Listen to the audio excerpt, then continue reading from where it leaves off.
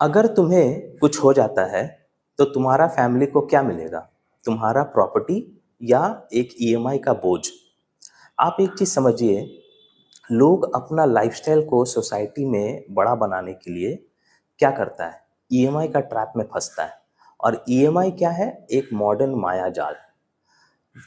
मान लीजिए अगर आपके पास पैसा नहीं है या पैसा कम है, तो आप जितना पैसा है उतनी ही चादर फैलाओ, उतने ही घर लो, उतने ही बड़ा घर लो, उसी टाइप का गाड़ी लो, उसी टाइप का लाइफस्टाइल जियो। सोसाइटी को आप दिखाने के लिए बड़ा घर खरीद लेते हो, मगर आप सारा जिंदगी एक ट्रैप में फंसे रहते हो। तो क्या ये सही है? मैं आपको एक एग्जांपल देता हूँ। मेरा एक दोस्त था। एग्जाम्पल तो मेरे पास बहुत सारा है, मैं आपको एक दो एग्जाम्पल देके समझाता हूँ। मेरा एक दोस्त था जो 20 लाख रुपए उसके पास था, और उसको एक 2 BHK फ्लैट लेना था 60 लाख रुपए में, पार्क सर्कस एरिया में। पार्क सर्कस हमारे शहर का एक अच्छा पॉश एरिया माना जाता है, वहाँ का प्रॉपर्टी का दाम बहुत अच्छा खासा है। तो वो 60 लाख रुपया में पार्क सर्कस में एक फ्लैट खोज रहा था 2 BHK।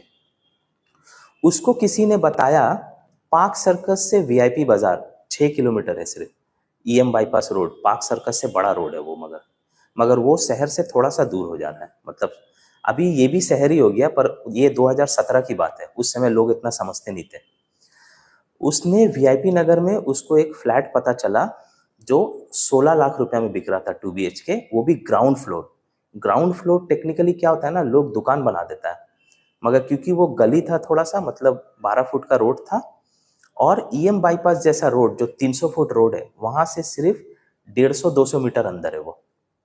तो बिल्डर को पैसा का दरकार था। वो फ्लैट टेक्निकली 20 लाख का था, मगर बिल्डर उसको 16 लाख में बेचने को रेडी था अगर कोई तुरंत उसको कैश दे।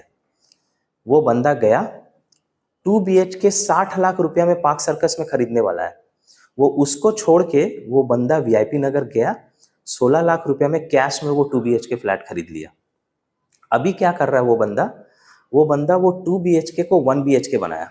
मतलब पीछे का साइड में एक रूम, किचन बाथरूम और लिविंग रूम का थोड़ा सा जगह रखा, और सामने का 150 स्क्वायर फीट का जो उसका एक रूम था, उसको वो दुकान बना दिया। अभी आप देखिए, इंटरेस्टिंग चीज देखिए, मजा का, उसको दुकान बना दिया। आज के डेट में उसको वो दुकान का रेंट मिलता है 8,000 रुपया महीना। मतलब क्या? अगर वो 60 लाख का फ्लैट लेता तो 40 लाख का ईएमआई का बर्डन आता, 25-30 साल लग जाता, 40 का जगह 1 करोड़ 1.5 करोड़ रुपया उसको देना पड़ता बैंक को 30 साल में। वो बंदा कितना स्मार्ट डिसीजन लिया, पार्क सर्कस से 6 किलोमीटर दूर में फ्लैट लिया।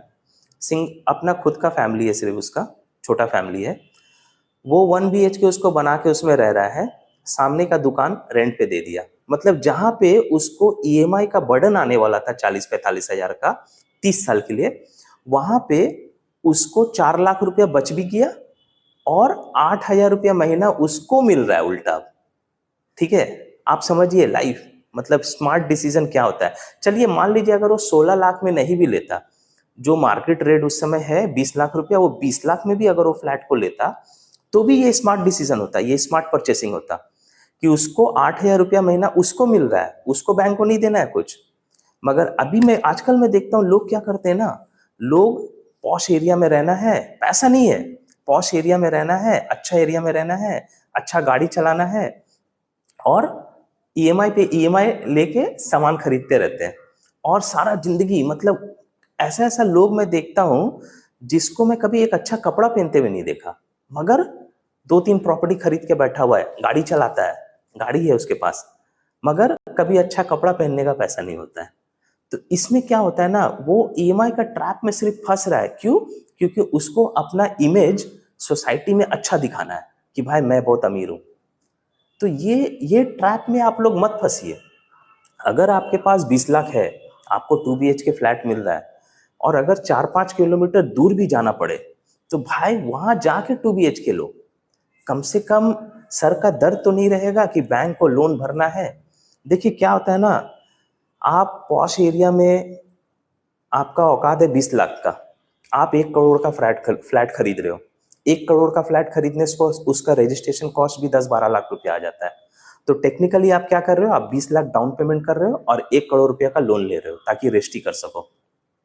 आप जब इस माया में फंसते हो ना, तो टेक्निकली क्या होता है, आपका औकात 20 लाख का था, पर आपने क्या किया, आपने 1 करोड़ का सामान खरीद लिया अपने औकात के बाहर।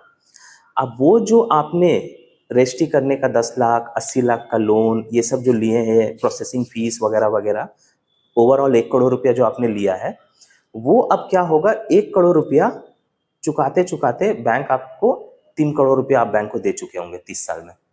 तो आपका मेहनत का 2 करोड़ रुपया बैंक ले लिया, सोचिए 30 साल में। तो क्या बचा लाइफ में? अगर पैसा कम है, 5 लाख रुपया है, तो आप 15 लाख का गाड़ी मत लो, आप 5 लाख का गाड़ी खरीदिए। और गाड़ी ही क्यों खरीदिए, आप बाइक खरीदिए तब।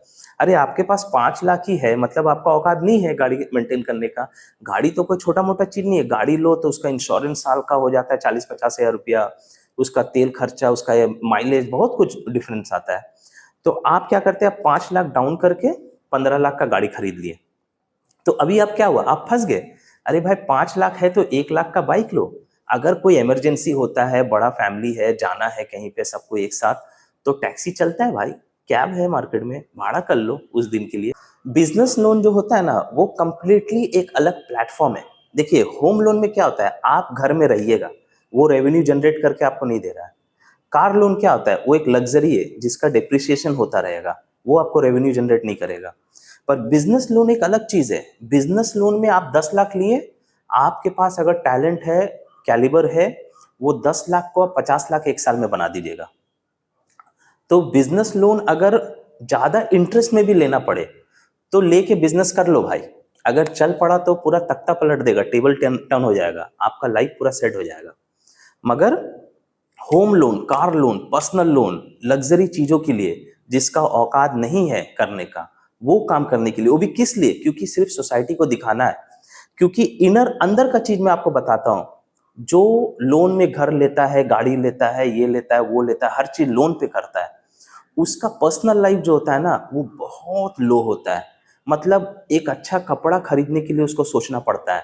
मैं ऐसा बहुत लोगों को देखा हूं, लोन में सामान खरीदा है, कभी जिंदगी में अच्छा कपड़ा पहनते हुए नहीं देखा, अच्छा खाता है कि नहीं वो भी नहीं पता, मगर सोसाइटी को दिखा रहा है कि मेरे पास ये प्रॉपर्टी है। अगर मान लीजिए आप लोन लेते हो, आपको कुछ होता है, आपका फैमिली को लोन देना पड़ेगा, अगर वो नहीं देगा तो वो घर गया, वो बैंक छीन लेगा। अगर आप सोचते हो कि भाई मैं बैंक वो लोन का इंश्योरेंस करवा लूंगा, इंश्योरेंस देखेगा सब कुछ, अगर मुझे कुछ हो जाता है, तो वो इंश्योरेंस वाला भी तो पैसा लेगा। पता चला भाई इंश्योरेंस वाला 30 साल में 10-15 लाख रुपया वो ले लिया, 20 लाख रुपया एक्स्ट्रा, और आपको कुछ नहीं हुआ। तो आप समझ रहे हो, आप 1 करोड़ का कितना चुका रहे हो, 50 लाख का कितना चुका रहे हो इंश्योरेंस के साथ। तो इससे अच्छा है आपके पास जितना पैसा है आप उतना ही बड़ा घर लो, फ्यूचर में फिर जमा करो, उस घर को बेच के वो पैसा मिला के एक बड़ा घर लो, फिर वैसे करके मूव ऑन करो। There are lot of ways, आप उसको स्ट्रैटेजिकली आप मूव कर सकते हो और आप लाइफस्टाइल को अच्छा बना सकते हो। पर अगर ये माया जाल में फंस गए ईएमआई का, एक बार फंस गए, तो इससे निकलना बहुत मुश्किल है भाई, बहुत मुश्किल है। इससे दूर रहो, ईएमआई से एकदम दूर रहो। जो पैसा है वही करो, नहीं है मत करो। लग्जरी गाड़ी का शौक है, 5 लाख में भी नया गाड़ी आता है, वही चलाओ भाई। कम से कम सर पे बोझ तो नहीं रहेगा कि किसी को चुकाना है। 5 लाख में गाड़ी लिए, 5 लाख का ही गाड़ी को चला चुला के पैसा पूरा चूस लिया आप। मगर आप ईएमआई पे गाड़ी लेते हो तो 10 लाख का गाड़ी 20 लाख 25 लाख पड़ता है ईएमआई चुकाते चुकाते। उसके बाद क्या करोगे, गाड़ी का भी वैल्यू नहीं रहेगा। गाड़ी को बेचने जाओगे तो पता चला भाई 10 लाख का गाड़ी तो हम 18 लाख में खरीदे हैं और हमको बेचना पड़ रहा है 8 लाख में, 10 लाख का लॉस। और 5 लाख का औकात है, 5 लाख में ही गाड़ी लिए, बाद में उसको यूज करके 4, 3.5, 3 में भी बेचे, तो भी आपको समझ में आएगा कि 2 लाख जो मुझे कम मिल रहा है उसका मजा मैं ले चुका हूं। तो इसीलिए जितना पैसा हो उतने ही काम करिए, ईएमआई का ट्रैप में मत फंसिए, कोई काम ईएमआई पे मत करिए, सिर्फ बिजनेस लोन छोड़ के। बिजनेस ईएमआई पे करो, क्योंकि बिजनेस आपका पैसा को दिन दुगना रात चौगना बना सकता है। एक महीना में 10 लाख को 20 लाख बना सकता है, 20 लाख को एक साल में 1 करोड़ बना सकता है। बिजनेस एक अलग चीज है, मगर पर्सनल चीज़ों के लिए, होम, कार, लग्ज़री चीज़ों के लिए ईएमआई पे मत जाओ।